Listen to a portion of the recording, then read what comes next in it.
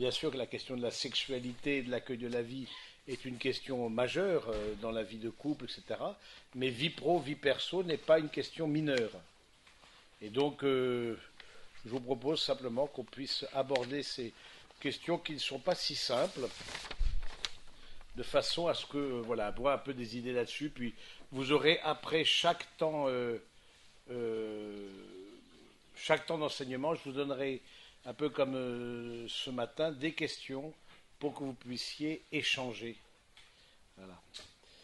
Alors on va voir d'abord la question de la sexualité, de l'accueil de la vie, et d'essayer de comprendre déjà un peu le passif qu'a l'Église par rapport à cette question-là de sexualité et d'accueil de la vie, ou quand vous faites, si vous faites un micro-trottoir, etc., grosso modo, les avis sont plutôt négatifs. C'est-à-dire que l'Église a plutôt un avis négatif, sur laquelle voit de façon négative ou de façon un peu sale, entre guillemets, la question de la sexualité. D'où ça vient? Et puis, quelles ont été les racines de ça? C'est important de comprendre les racines.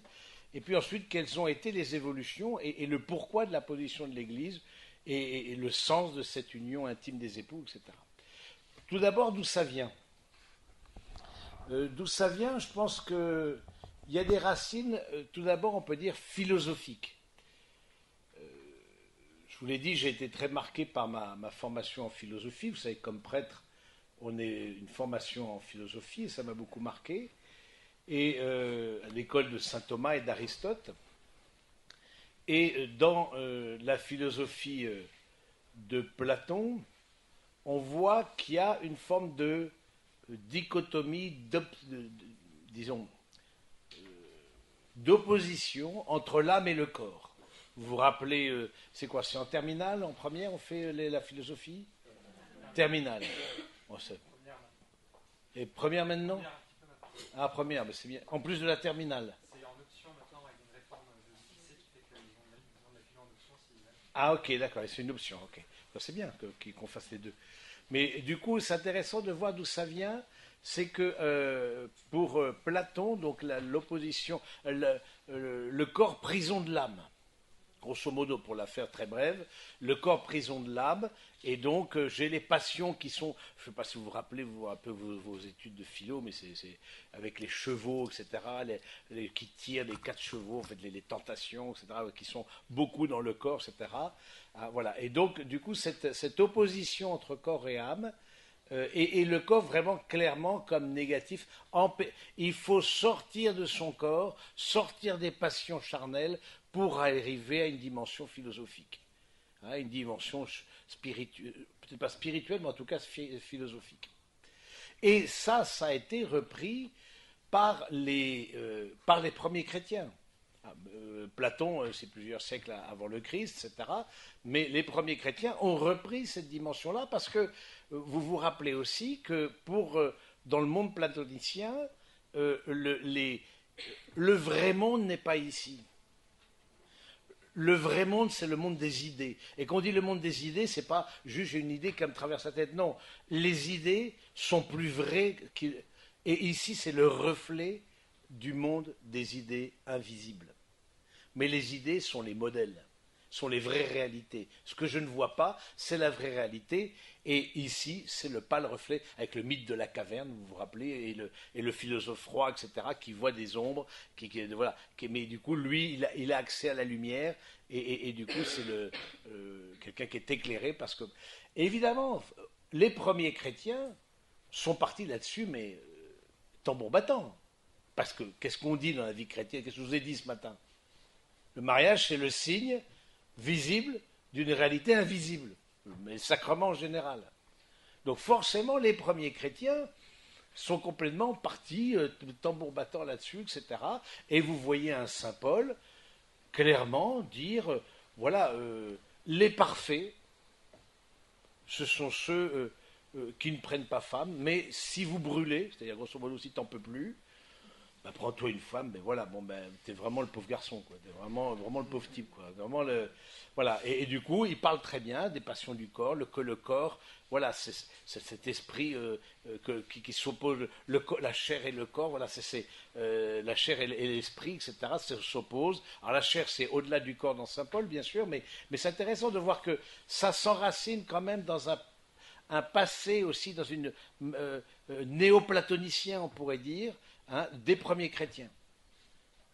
À cela se rajoute l'ami Saint-Augustin, l'ami Saint-Augustin, donc 4e, 5e siècle, qui lui, clairement dit, parce que après, il faut faire un peu d'histoire de l'Église, mais après les premiers chrétiens, les martyrs, en fait, suivre le Christ, c'était les martyrs. Et à la conversion de Constantin, hein, au IVe siècle, la conversion de Constantin, du coup, l'Église, la religion chrétienne est devenue religion d'État, il n'y a plus de martyrs. Et donc, quelle était la manière absolue de suivre le Christ? C'est la vie monastique. Et donc, vous avez les premiers Saint Benoît, etc., mais même avant, en Orient, vous avez des règles qui ont été édictées, etc. Et on voit bien, par exemple, à Saint Augustin, qui a une vision négative du mariage. Pareil, qui a une vision négative du mariage, qui a une vision négative de la sexualité. Pratiquement, voilà, la sexualité, c'est fait pour apaiser la concupiscence. Mais c'est pendant des siècles qu'on a eu ça. La concupiscence, c'est-à-dire t'en peux plus, ben, tu prends une femme, tu prends un homme, et du coup tu t'apaises. Et ça, et les enfants. Voilà. Du coup, mais bon, on a en général plus de relations intimes que ce qu'on a d'enfants. En tout cas, je vous le souhaite. Mais du coup, voilà. Donc c'est intéressant de voir un peu le background qu'il y a derrière cette certaine. Même si le corps dans la foi chrétienne a toujours. Parce que si vous voulez, ce qui est un peu étonnant avec cette histoire-là, je vous l'ai dit ce matin, nous sommes la religion du corps. Nous sommes la religion de l'incarnation. Ce qui est étonnant, de voir cette opposition entre ce côté négatif sur le corps, prison de l'âme, négatif sur le mariage et l'union intime des époux, etc., alors qu'on est la religion du corps et de l'incarnation. C'est un peu, bon, c'est pas très logique. Bon, il y a parfois des choses dans les religions qui ne sont pas très logiques, c'est pas très cohérent, quoi. Et puis il y a plusieurs événements assez récents, mais bon, le temps que ça infuse dans toute l'Église, ça prend un certain temps, comme dirait l'autre. Premièrement, le Concile Vatican II. Le Concile Vatican II, donc 1960, donc c'est qui a dit le mariage, c'est un appel à la sainteté, c'est une véritable vocation. Il y a certes la vocation consacrée, dans le célibat consacré, etc., mais le mariage est une vraie vocation à la sainteté. Voilà. Et puis celui qui a, je trouve, redonné des mots à l'Église, qui ne sont pas simples à comprendre, je vais essayer de vous la faire brève, mais bon, qui ne sont pas simples à comprendre, etc., c'est Jean-Paul II. C'est Jean-Paul II qui a donné toute une théologie du corps. Et là, je trouve que c'est vraiment quelque chose d'assez admirable. Il a redonné des mots à l'Église, redonnant une positivité et la beauté de la relation sexuelle. Et de voir que cette relation intime entre époux, eh bien, elle dit quelque chose de sacré et de beau. Et ça, je pense qu'on avait besoin de l'entendre après des siècles, comme je vous l'ai expliqué, de négativité. En quoi consiste rapidement cette question de la théologie du corps, hein, selon Jean-Paul II? Le corps, pour lui, le corps, donc ça vient aussi, ça s'enracine dans ce qu'on appelle le personnalisme, qui est une des branches de la philosophie. La manière dont on voit la philosophie, c'est-à-dire dont on voit ce qu'on appelle l'anthropologie, c'est-à-dire dont on voit la personne humaine, évidemment, va dire le rapport au corps et va dire le rapport à l'union intime. Si vous pensez, par exemple, qu'un corps n'est qu'un amas de matière, bon voilà, mangeons, buvons, festoyons, et puis demain on meurt, puis c'est la fausse et c'est fini, je veux dire, où est le problème? Mais si vous pensez que le corps est plus que le corps, et que le corps est uni de façon, comme on dit, substantielle en philosophie à l'âme, et ça c'est en philosophie, mais qu'en théologie, vous savez que nous ressusciterons avec notre corps, donc c'est quand même pas rien. Je veux dire, et c'est saint Thomas d'Aquin qui dit, il n'y a pas de... Si on pense un bonheur, et quand on imagine un paradis, on pense un bonheur, eh bien si on pense un bonheur, ce n'est pas sans notre corps. Un bonheur plénier, c'est toujours avec notre corps. C'est assez logique, hein. Parce que ce corps, il dit la personne. Et je pense que c'est ça aussi la nouveauté que donne le pape Jean-Paul II, c'est que le corps rend visible l'invisible, rend visible l'amour des époux, qui est invisible, parce que l'amour, on ne peut pas le toucher, on ne le voit qu'à travers le corps, mais aussi rend visible, il fait le parallèle, l'amour de Dieu manifesté en Jésus-Christ. Donc le mystère de l'incarnation. Vous vous rappelez le parallèle entre mystère de l'incarnation et sacrement du mariage. Donc c'est une logique qui se tient, et je trouve que c'est intéressant de voir que pour Jean-Paul II, le corps dit la personne. Le corps n'est pas simplement un amas de cellules. Le corps, et donc la relation intime, ce sera la relation intime de personnes. Et le don du corps, ce sera le don des personnes. Juste un truc en passant ou pas, mais si vous avez été exposé jeune à des images pornographiques, par exemple, ou que peut-être même encore c'est un problème. Moi, je vous raconte une histoire, parce que bon, c'est qui n'est pas facile, mais bon, qui est jeune mariée, etc. La jeune femme se réveille en pleine nuit, etc. Elle ne voit pas son mari à côté d'elle. Bon, il est parti boire de l'eau, il est aux toilettes, j'en sais rien, bref. En pleine nuit, quoi. Et puis, bon, elle se lève aussi, elle se lève, et puis elle voit, dans le salon, il y avait l'ordinateur familial, on peut dire, voilà, qui était utilisé. Mais l'ordinateur était de telle manière que celui qui l'utilisait était dos à la porte d'entrée. Ce qui fait que celui qui entrait voyait l'écran. Vous me suivez jusque-là, c'est bon? Et, bon, comme vous l'imaginez, arrive ce qui arriva. Le type s'est levé quand même du lit matrimonial pour mater du porno en se masturbant. Alors, vous vous dites, ce garçon-là, déjà, premièrement, comment chacun retourne dans le lit matrimonial après? Avec quel accompagner un couple comme ça, c'est quand même pas si simple que ça. Entre le mari qui dit je suis un pervers, entre la femme qui dit je donne pas ce qu'il faut à mon mari, etc., c'est complexe. Et surtout, ça veut dire qu'est-ce qu'il y a eu comme habitude peut-être enracinée, souvent dans l'adolescence. Alors, vous êtes dans votre adolescence, il n'y avait pas encore les portables, ou si il n'y avait pas les portables avec Internet? Si, déjà? Donc potentiellement, c'était le début, non? Ou déjà vous étiez en plein dedans? C'était le début. Ça dépend des âges, d'accord, oui. Donc, c'est vrai que bon. Du coup, c'est intéressant de dire, voilà, si vous avez été exposé à des images pornographiques, bon, il peut y avoir un moment de curiosité. Bon, je n'exclus pas un moment de curiosité, etc. Mais tu as toujours le bon pote qui veut faire le malin, qui te montre une histoire de fesses. Bon, voilà, bon.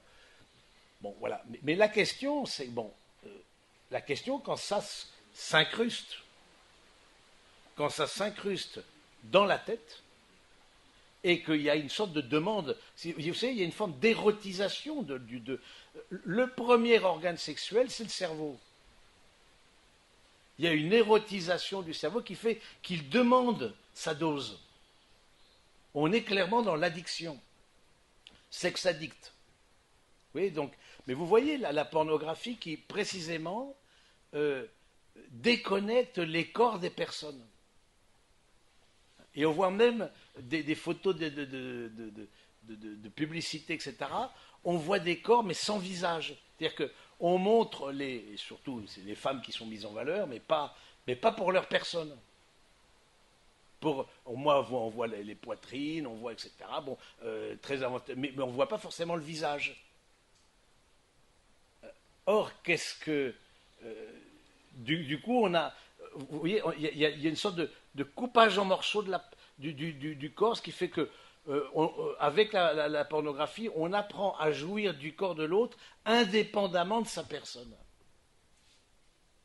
Et ça, c'est problématique. C'est-à-dire que ce n'est plus le don des personnes qui est premier, c'est la jouissance que je retire de l'autre, mais indépendamment de qui il est. Et donc, c'est assez intéressant de voir, peut-être, je ne sais pas si vous avez réfléchi à cette question, mais bien avant Jean-Paul II, les missionnaires, protestants d'abord et ensuite catholiques, ont, dans leur prêche, enseigné ce qu'on appelle la position du missionnaire. Vous voyez ce que c'est que la position du missionnaire? C'est la position à la papa-maman. C'est-à-dire la femme en dessous et l'homme dessus. D'après vous, pourquoi? Parce que la position naturelle que l'on voit chez les mammifères n'est pas celle-là. D'après vous, qu'est-ce qui fait que la position missionnaire a été... vas-y, tu y es. Les visages se regardent. Et qu'est-ce qui dit le plus la personne dans le corps? Le visage. Et donc, du coup, je ne m'unis pas à la manière des animaux. Hein, je ne m'unis pas, voilà... on peut regarder l'autre, mais du coup, on attrape un torticolis, etc. Mais bon, ça, c'est encore autre chose. Mais je ne m'unis pas à la manière des animaux. Je m'unis comme une personne. Parce que je suis à l'image d'une personne. Je suis à l'image d'une communion de personnes. Père, Fils et Esprit. Nous le croyons, nous chrétiens, que Dieu est communion. Il est unique, mais il n'est pas solitaire. Et donc, c'est intéressant de voir que dans la manière de vivre l'acte intime, il y a un vrai respect. Et je pense que c'est important aussi que... Alors, je ne sais pas où vous en êtes là-dessus. Je pense qu'un certain nombre ont eu des relations sexuelles, voire sont en vie commune, etc. Bon, il ne s'agit pas d'avoir un jugement là-dessus, mais vous invitez à une réflexion sur le sens des choses. Pourquoi l'Église demande, ou recommande et demande l'abstinence avant le mariage? Premièrement, est-ce que vous faites la différence entre abstinence et chasteté? C'est quoi la différence? Niet. Abstinence, c'est niet. Et chasteté, c'est respecter l'autre, c'est-à-dire pas, c'est plus l'autre n'est plus un objet. La chasteté, c'est une juste distance par rapport au corps de l'autre. L'autre n'est pas un objet, il est un sujet. Il est une personne. Et je dis la chasteté, parce qu'on confond souvent les deux. On pense que la chasteté, que c'est pour les moines, les prêtres, etc. Non. La chasteté, c'est un conseil évangélique, c'est-à-dire que pour toute personne qui veut vivre l'évangile, c'est ça que ça veut dire, conseil évangélique. Et si vous êtes disciple de Jésus et que vous voulez le suivre, vous vivez selon votre état de vie, comme consacré ou comme célibataire ou comme marié, etc., cette chasteté. Alors, les consacrés le vivent dans le célibat, donc dans l'abstinence, mais les époux, tout en ayant des relations sexuelles, vivent ces relations sexuelles dans la chasteté, c'est-à-dire avoir une juste, de voir l'autre, le corps de l'autre comme une... Il faut faire très attention ça, au regard que l'on porte sur le corps de l'autre, le corps nu de l'autre. Je me souviens comme ça d'un couple où elle avait beaucoup de mal à se montrer nue.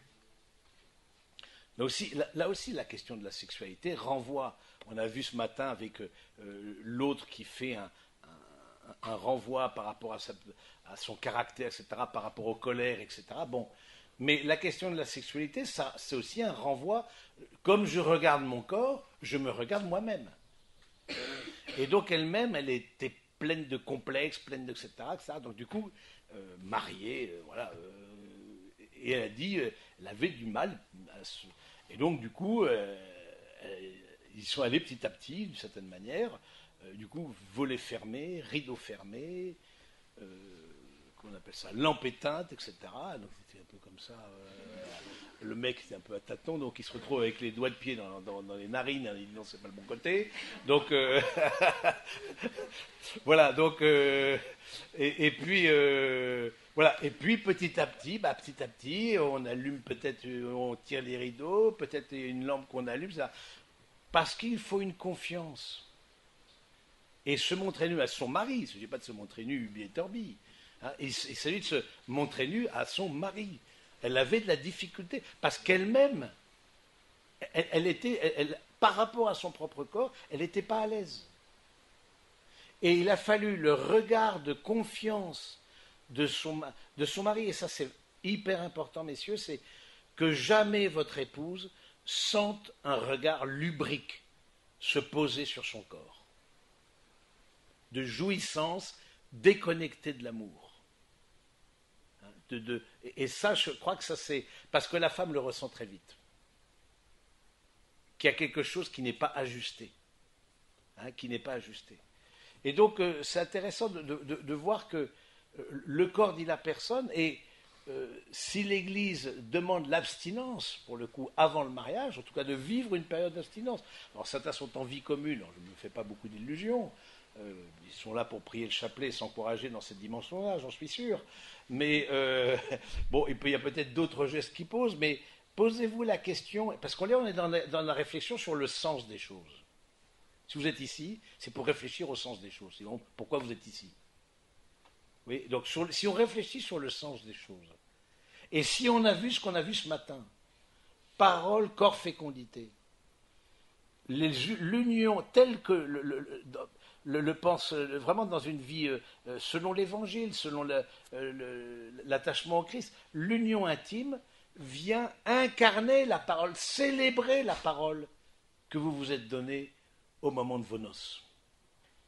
Et c'est là où je trouve qu'il y a quelque chose de beau, c'est-à-dire de dire, de vivre, et certains d'entre vous, je sais, le vivent, cette abstinence, mais attention, il peut y avoir une bonne et une mauvaise manière de vivre l'abstinence.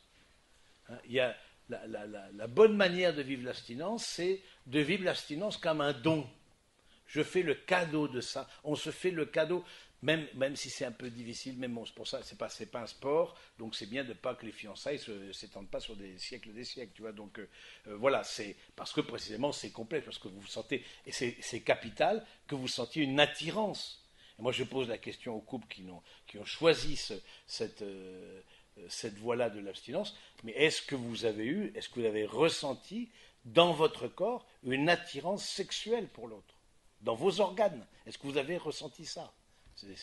Parce que moi, j'ai vu ça aussi, il ne s'agirait pas de planquer des problèmes sexuels sous prétexte qu'on rentre dans les clous catholiques. Je ne sais pas si je me fais comprendre. C'est-à-dire qu'il ne s'agit pas de planquer.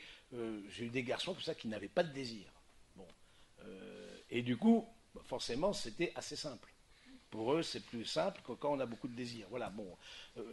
Avoir du désir, mais ne pas avoir du tout de désir, c'est compliqué après. Bon, alors ça peut venir d'une question hormonale, mais ça peut venir de question. Voilà, en tout cas, c'est quelque chose sur lequel il faut enquêter. On peut pas rester un manque de désir du côté de l'homme comme du côté de la femme, même si du côté de la femme, il est peut-être moins véhément traditionnellement, mais il y a des femmes. Le désir, il est neutre. Le désir est neutre. Je veux dire, avoir beaucoup de désir pour une femme, c'est pas pour ça qu'on a une S, 3 petits points. Non, ça ne veut rien dire. Si ce désir te pousse à la communion, c'est la finalité du désir qui va en donner la beauté ou la malice. Mais ce n'est pas le désir lui-même. Si vous vous êtes nourri à table, c'est là, bon, vous avez de l'appétit, etc. Parce que la finalité, c'est de nourrir votre corps. Maintenant, si vous seriez encore à deux mains à manger les frites, bon, on se dit, il y a peut-être un problème de boulimie, là. Donc, bon, voilà, c'est pareil, c'est exactement pareil. Donc c'est intéressant de voir que le désir sexuel, il est neutre, comme l'appétit est neutre. Si je le finalise pour maintenir mon corps en mangeant, etc., mais ou alors pour le détruire parce que du coup je rentre dans des addictions comme l'alcool ou des choses comme ça, ou alors c'est pareil au niveau de la sexualité. Si je, et je vous poserai vous aurez un temps en couple après. Non, rassurez-vous, ça ne fait pas partie des thèmes de table, mais, mais bon, du coup, c'est un temps en couple où je vous poserai, est-ce que j'ai eu dans ma vie des relations sexuelles plus motivées par la recherche de plaisir que par une vraie communion? Vous voyez, donc, et je me rappelle comme ça, cette jeune femme, etc., ce que j'accompagnais, elle me dit, moi, il y a toute une période de ma vie, j'ai fait n'importe quoi de mon corps. Elle le disait. Pour moi, ça m'a. Et je n'en veux plus de ça. Ça, je n'en veux plus. Et le fait de dire je n'en veux plus, c'est de le mettre dans la confession. S'il y a des choses à ce niveau-là, comme à d'autres niveaux, comme au niveau de la dureté de cœur, voilà, ça, je n'en veux plus. Vous le mettez dans la confession. J'aime bien cette expression de saint Benoît qui dit « La confession, c'est fracasser nos tentations contre le Christ ». Donc, je trouve que c'est intéressant de retrouver ce sens de la personne et que la communion, des époux et de l'union intime des époux, c'est une communion qui implique le don du corps, mais qui dit la personne. Mais aussi, Jean-Paul II insiste là-dessus, c'est un acte humain. Et ça veut dire quoi un acte humain? Ça veut dire un acte qui implique l'intelligence et la volonté. Connaître et aimer. Et vous savez qu'en langage biblique, connaître dit précisément la relation intime des époux. Quand la Vierge Marie dit « Comment cela va-t-il se faire parce que je ne connais pas d'homme ?» Elle connaissait des hommes. Elle a commencé par son père, a commencé par Joseph. C'est pas connaissant quand on se connaît là. Mais c'est connaître au sens biblique. C'est-à-dire, je n'ai pas eu de relation intime avec un homme. Comment est-ce que je peux être la mère du Sauveur? C'est ça. Donc c'est ça la question, connaître. Mais c'est intéressant de voir que ça demande l'intelligence et la volonté. S'il y a une certaine connaissance, là pour vous, plus intellectuelle, que vous puissiez vous enseigner votre corps l'un à l'autre. Que vous puissiez dire votre corps l'un à l'autre. Quelles sont les caresses qui me gênent? Quels sont au contraire les gestes qui me disposent pour me donner à l'autre et fait monter le désir en moi, etc. Voilà, je pense qu'il y a une connaissance et que chacun d'entre vous, vous soyez assez attentif à ça. Je pense, pour l'homme par exemple, souvent le matin, il a une érection. Alors, non pas qu'il veuille s'unir à son épouse pour signifier rendre visible l'invisible de la Trinité, mais c'est simplement qu'il a envie de faire pipi. Sa vessie est pleine, du coup il y a une érection qui en général arrive le matin, hein, parce que bon, la nuit durant la vessie s'est remplie. Voilà, mais c'est justement il y a un discernement, le désir que j'ai de l'autre. Est-ce que c'est juste, je vais jouer aux toilettes puis ça m'apaise, ou alors il y a un vrai désir de communion. De même, la femme, c'est important qu'elle connaisse son corps, comment se manifeste ce désir. Il n'y a rien de sale dans le corps humain. Et c'est là où je trouve parfois qu'on, victime de ces siècles de négativité, parfois on voit une sorte de culpabilité, on voit que c'est quelque chose de sale. Non, je veux dire, voilà, de connaître que la femme connaisse comment le désir vient en elle à travers l'ouverture du vagin, la lubrification du vagin, l'érection du clitoris, le durcissement des seins. Voilà, et du coup, de voir qu'au fond, les zones érogènes, mais il n'y a rien de sale en disant ça. C'est le cœur de l'homme et de la femme qui est sale, mais on est à l'image de Dieu dans notre corps. Et que l'homme aussi soit maître de son érection pour permettre à la femme de l'épouser, de ne faire qu'une seule chair. Hein, c'est vraiment ça, c'est d'épouser. Et du coup, alors que par exemple, si vous êtes un peu trop dans la dimension de la masturbation, etc., du coup, c'est ce qu'on appelle les éjaculations précoces. C'est-à-dire, l'érection ne se maintient pas assez ferme pour permettre à l'épouse d'avoir une vraie joie de se donner. Oui, donc je pense que c'est cette connaissance l'un de l'autre qui Mais je trouve que ça demande une confiance, ça demande un vrai abandon, un vrai respect, qui n'est pas spontané. Parce qu'en nous, on a peut-être aussi la tentation, comme on dit, le péché de chair, etc. Bon, oui, en nous, peut-être plus chez les hommes, mais pas que. Des choses qui font que. Ou alors des images qui nous trottent dans la tête, voilà, qui polluent, attention à la pollution par l'image, les images qu'on a pu voir, et qui fait qu'on peut très bien, par exemple, manquer de fidélité sans aller voir ailleurs. Simplement, en m'unissant à mon épouse, je pense à la super stagiaire qui vient de débarquer au bureau. Mais parce que, dans ma tête, hein, je me suis fait, voilà. Donc, il y a toute une hygiène de l'imagination au niveau sexuel, qu'on ait des fantasmes. Moi, je trouve ça c'est un peu normal, ça fait partie de la nature humaine, mais que ensuite on réduise l'union sexuelle dans le couple à ces fantasmes-ci. Alors là aussi, alors là, il faut faire très attention. S'il y a des demandes d'excitation et de pratique dans le couple pour exciter ou s'exciter, mais en dehors de la communion des personnes, mais warning. Parce qu'on est complètement en dehors du sujet. Hein, ça peut être des tenues vestimentaires, ça peut être voir j'ai entendu à peu près tout, voir des vidéos pendant l'acte en question, voilà, donc des positions qui m'excitent plus du côté animal que du côté humain, voilà. Des fellations, c'est-à-dire prendre le sexe de l'homme dans sa bouche, etc. Bon, ça, je pense, c'est intéressant de dire qu'il y a des choses qui ne sont pas respectueux de l'autre. C'est intéressant de voir le lieu où va le sexe de l'homme, c'est lié à la vie. Et que si ça va dans un autre lieu, dans la femme qui n'est pas liée à la vie, mais dites-vous qu'il y a un manque de respect. Et je pense que ça, là-dessus, quelque part, la vie protège, vous voyez, donne sens et finalise aussi hein, l'acte humain de l'union sexuelle. Et donc, je trouve que c'est quelque chose qui est assez beau de vouloir reprendre conscience de ça. Et donc de voir que ces gestes mettent en jeu toute la personne, hein, du coup de découvrir que nous sommes à la fois communion des cœurs, mais justement la communion des cœurs, l'idée dans le sens de l'abstinence, c'est que la communion des cœurs précède la communion des corps. Et que c'est quoi la communion des cœurs? C'est ce qu'on a vu ce matin. Ces paroles. C'est la parole que vous vous échangez au moment de vos noces. Hein, c'est la communion des cœurs. Le cœur, et je pense les fiançailles, ça a cette vocation-là aussi, d'exprimer l'attachement du cœur, l'attachement affectif, etc.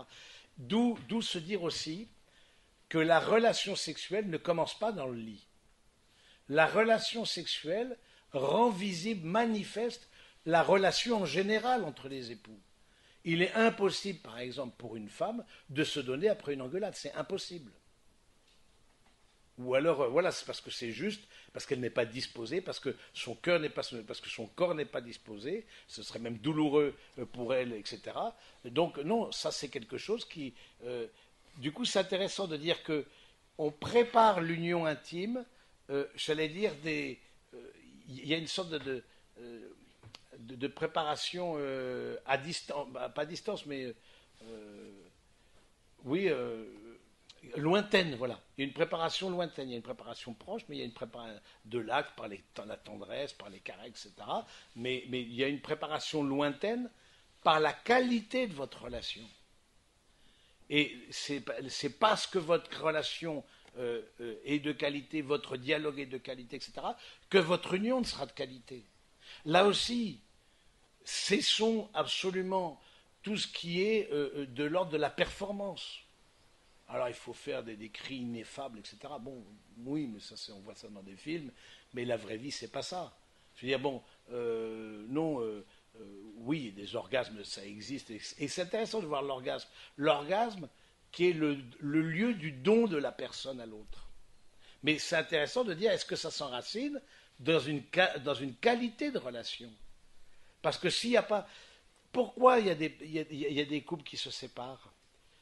Parce que c'est vrai qu'ils se séparent entre autres à cause d'infidélité.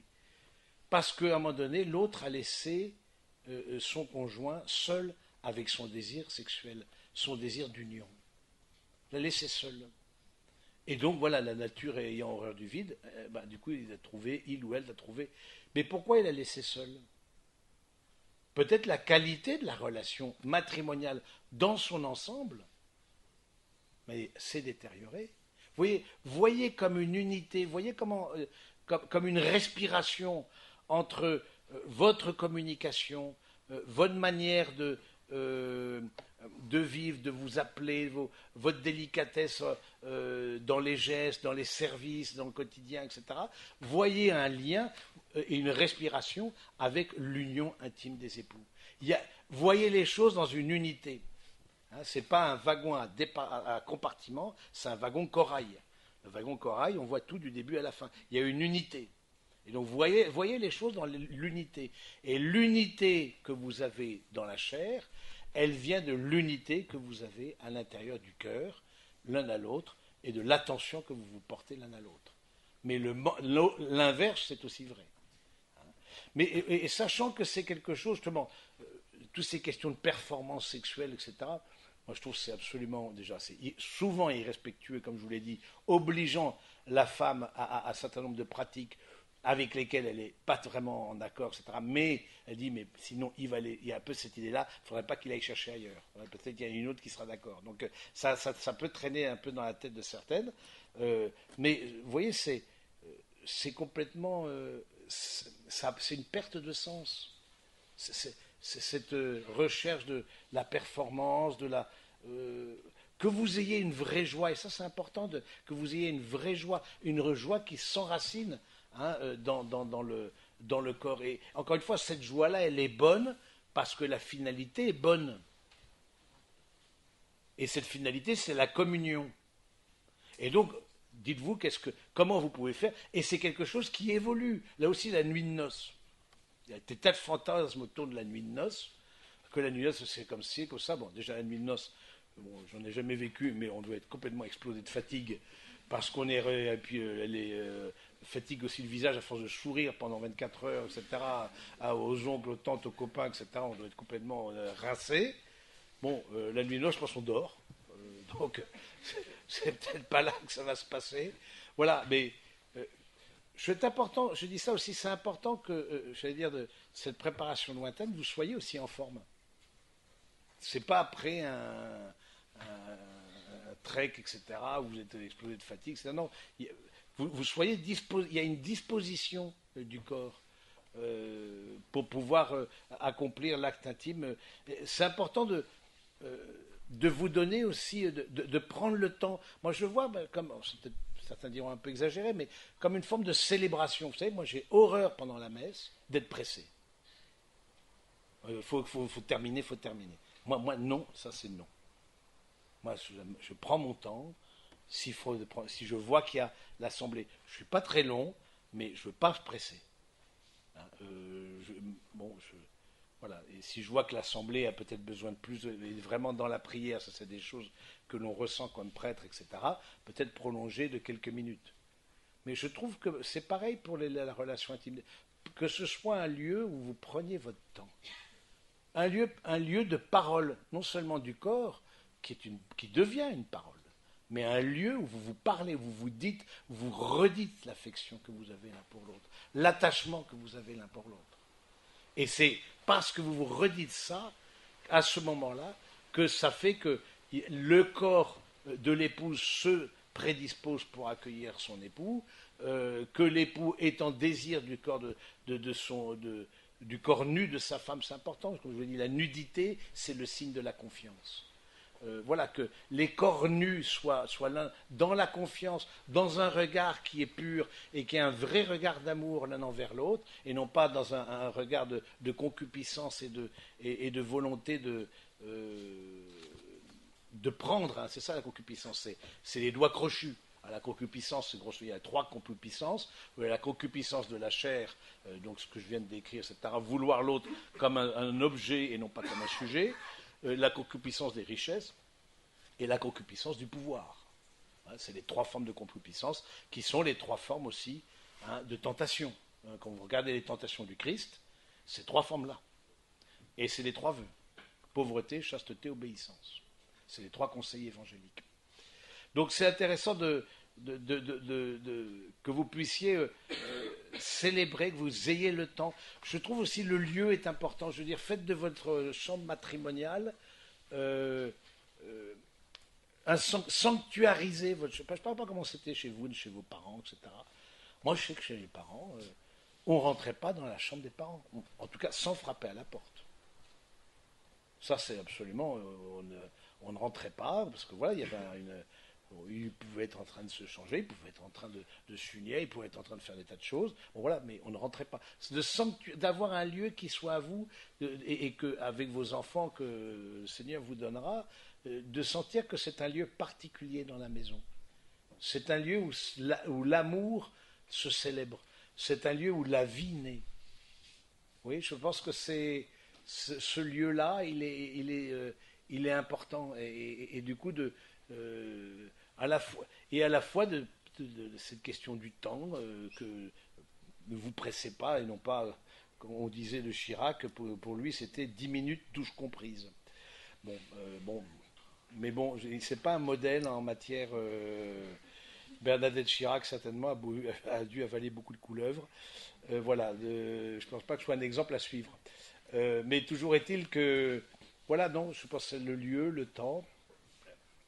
La cadence aussi, c'est important de vous dire de quoi j'ai besoin. Est-ce que c'est trop espacé, c'est trop rapproché Vous ayez un dialogue. Alors, ce n'est pas à chaque petit déjeuner que vous allez parler de la sexualité entre vous. Là, vous allez en parler parce que je vais vous poser des questions, etc. Mais c'est vrai aussi, moi, ce que je trouve, c'est qu'il y a un manque de dialogue entre époux, en général, et il y a un manque de dialogue avec les parents. Alors, je ne sais pas vous, mais c'est la première question, je pense que je pose là. Comment la sexualité m'a-t-elle été présentée au cours de mon éducation? Souvent, c'est électroencéphalogramme plat. Rien, ni zéro. Souvent, hein. Voilà, quand c'est pas, on donne le livre d'un bon père, etc. Tu liras ça. Bon, c'est bien de donner le livre d'un bon père, mais bon, tu n'es pas forcément archi spécialiste dans un truc.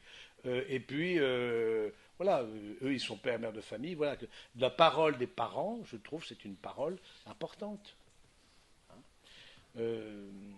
D'autant plus que quand il n'y a pas de parole, ça peut laisser la place à des blessures.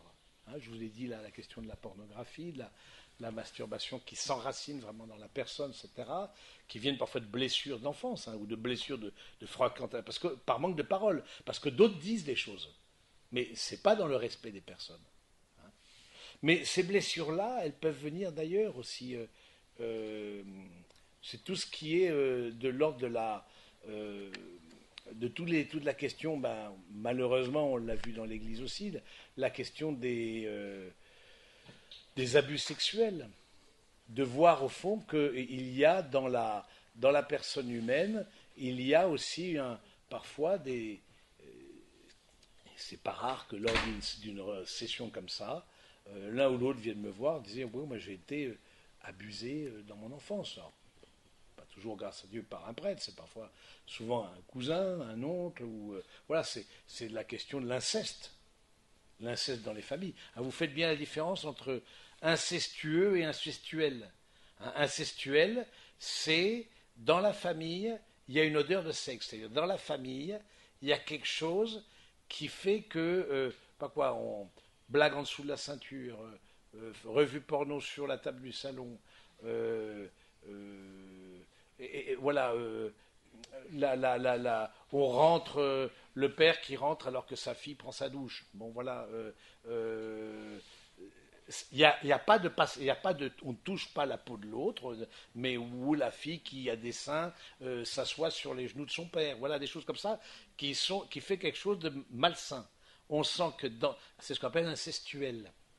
C'est déjà, il y a quelque chose, voilà, même la question du rapport à la pudeur. Je ne sais pas vous dans vos familles, mais la question du rapport à la pudeur j'entends physique, c'est très différent. Je me rappelle comme ça, un couple que j'ai accompagné, elle, ses parents sont médecins.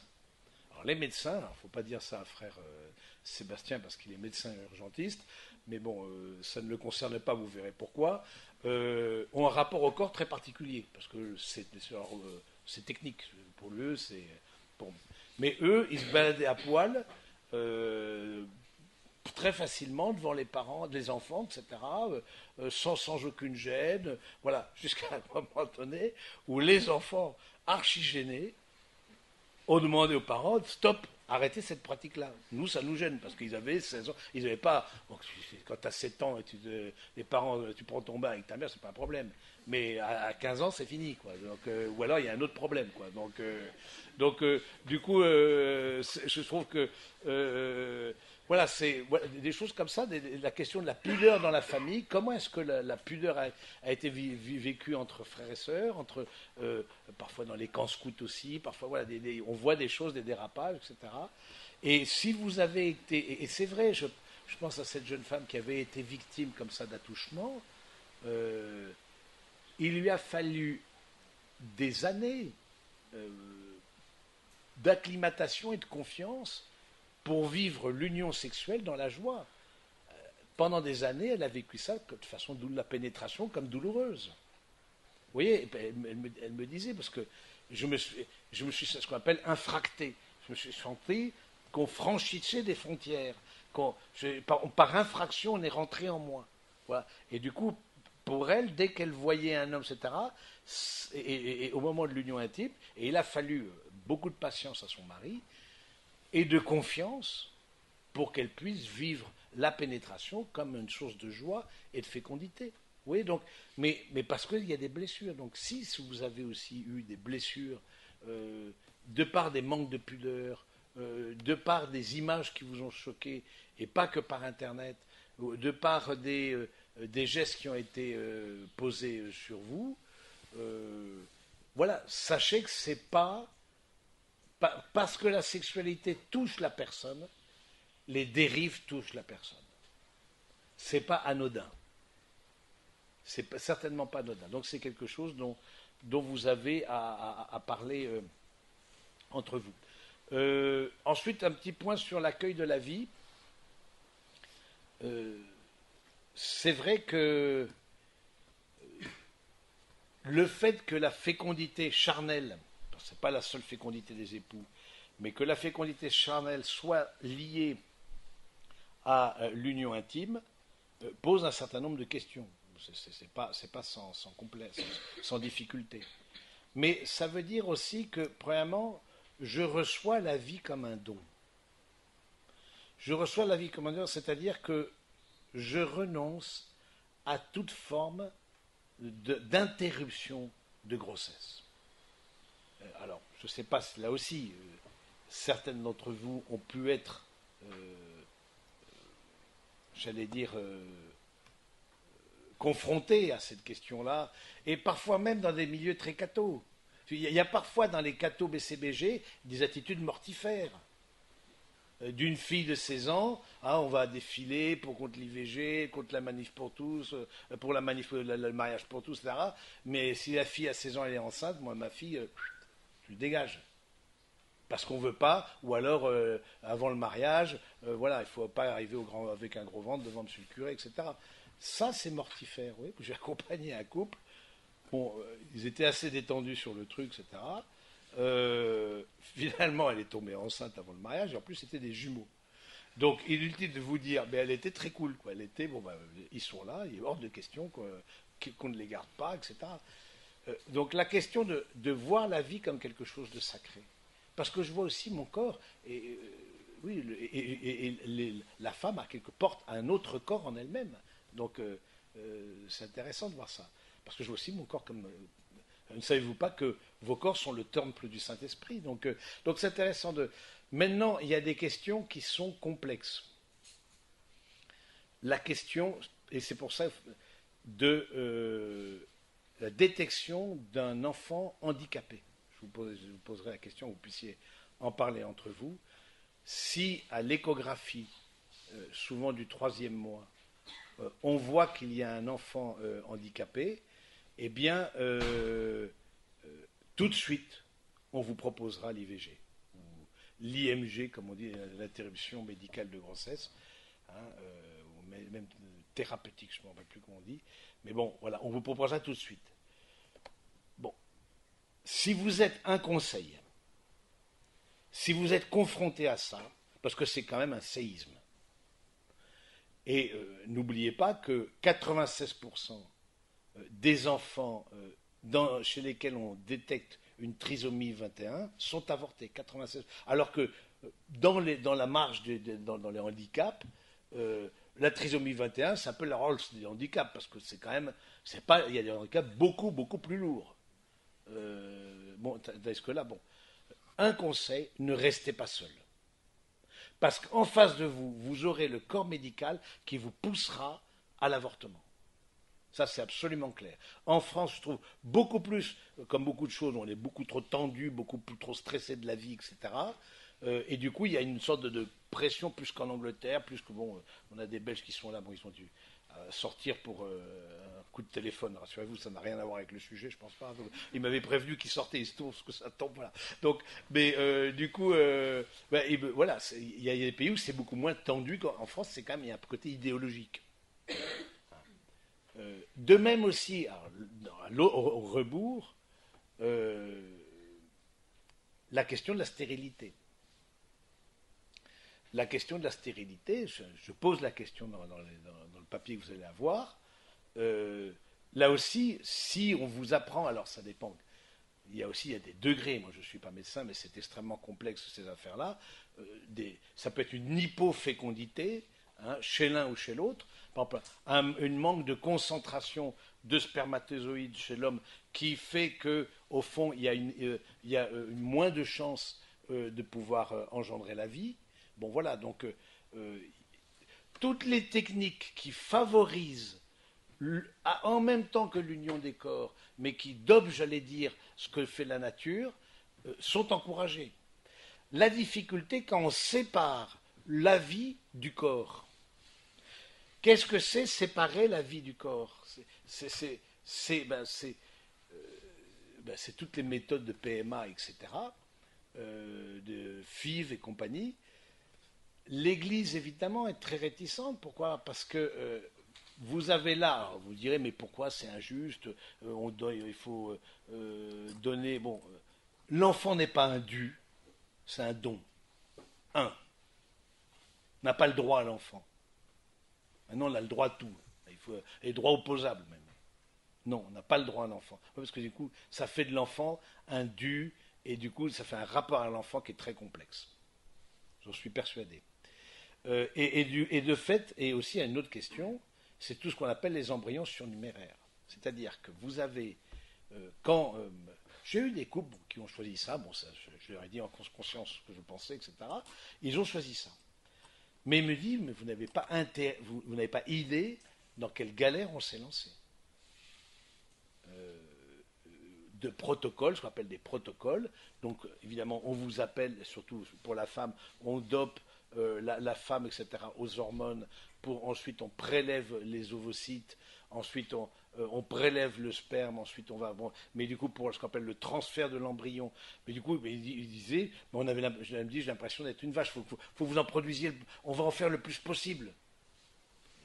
Oui, on perd de vue, ce qui fait que il y a des embryons surnuméraires, et pour nous, dès la fécondation, il y a déjà une personne humaine en puissance, potentiellement. Tout est là au rendez-vous. Hein. Rien n'a changé entre une personne de 95 ans et le moment de sa fondation, où elle a été. Les gamètes de ses parents se sont rencontrés. Au niveau de son ADN, c'est exactement le même. Le corps, est parti, voilà, c'est épuisé, c'est malade, etc. Mais il n'y a rien, strictement rien de différent. Hein, c'est bien la même personne, quoi. Donc, au niveau de l'ADN, au niveau, voilà. Donc, donc la grande réticence, justement, parce que du coup, une fois qu'on a la main sur la vie, tout ce qu'on peut faire. Ah ben non, moi je veux un garçon, c'est comme ça aux États-Unis. Vous choisissez sur catalogue.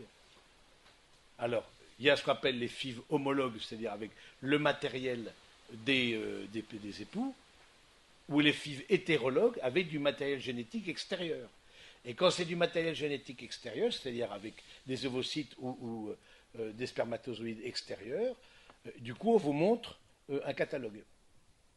Voilà, c'est cette personne-là, c'est ça, pas de la photo, mais ses caractéristiques, elle fait 1m80, elle fait ceci, etc.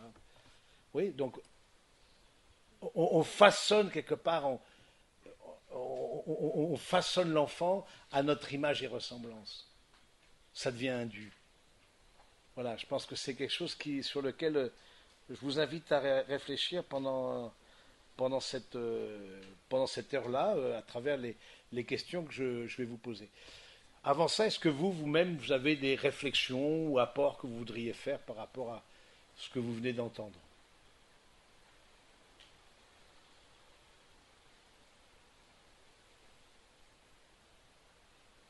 Oui. Vous avez dit, si jamais on a une annonce terrible dont vous avez parlé, ce sera un séisme. Vous avez dit ne restez pas seul.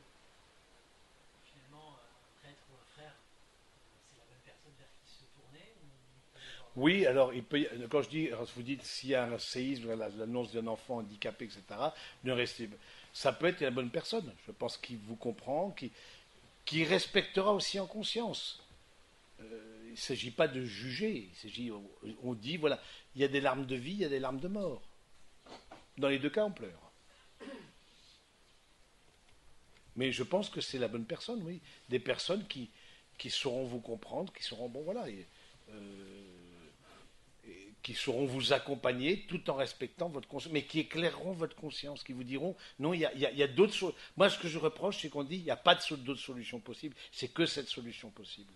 On ne donne pas le choix. On dit les pro-choice, etc. Non, c'est pas le choix, on ne donne pas le choix. Il y a une sorte d'injonction sociétale à l'avortement. On en est quand même, je pense, c'est 240 000 quand même par an. C'est pour à peine 800 000 naissances. Ou 220 000 peut-être, il faudrait voir les statistiques. J'ai pas. C'est quand même considérable. C'est pas de cas, c'est pas 220 000 enfants handicapés. Je veux dire, on va pas. C'est juste peut-être parce que voilà, la grossesse tombe pendant les vacances. Et non. Bon, donc, je pense que oui, un père, un frère, un couple aussi, une personne qui est née dans la foi, en tout cas, oui. Personne dans laquelle vous avez ou dans lesquelles vous avez une confiance dans le discernement. D'autres questions sur ces sujets délicats? Nous, on a vu le témoignage d'un couple qui avait dit qu'on leur avait proposé de faire le test. Qui s'est dit, bah, nous, de toute manière, on le garde, donc on a besoin de faire le test. Oui, tout à fait. On vous propose de faire le test de la trisomie 21, et c'est très souvent. Et du coup, je dis non.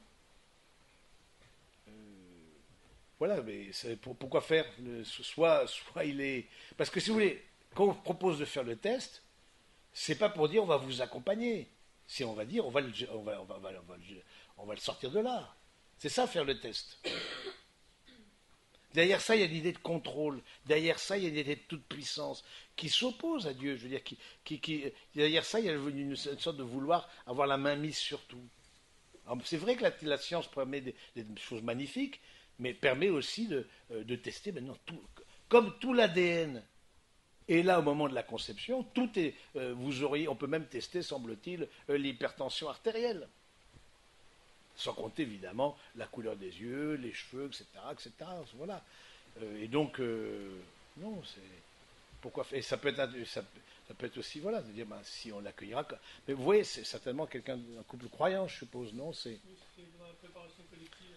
Voilà, et c'était préparé, voilà, je dis, bah, on l'accueillera comme il sera, et on portera ça avec d'autres, là aussi, ne pas rester seul, parce que c'est aussi, il faut porter des enfants handicapés, c'est quand même loin d'être simple. Arrêtons, c'est pas, faut pas non plus jouer, voilà, c'est Jésus qui vient chez nous.